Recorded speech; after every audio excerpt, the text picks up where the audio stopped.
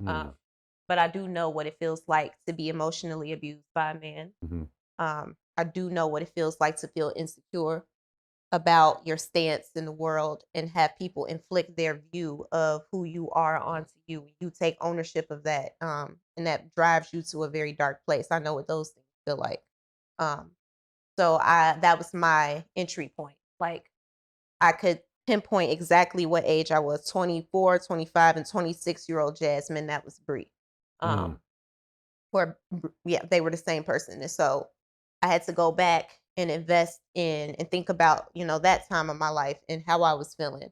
Um, and what that felt like to be in an emotionally abusive relationship, to be told that you don't exude an attitude of excellence, you're not this, you're not that, and to fight my way up, to be like, no, actually, I am that. I'm more than that. I'm that now, right? And I'm gonna show you. Mm. Um, and so that was my entryway into getting into Bree. And later on, I was able to invest in, okay, what does that mean to, to be emotionally abusive and to actually take that and then starve your children Yeah. because you don't like the way that you look. Um, I'm not a mother yet, but I do desire to be one, right? And so I'm like, what would it feel like if I starve my own children? Like, how would that make me feel, and what's making me do that?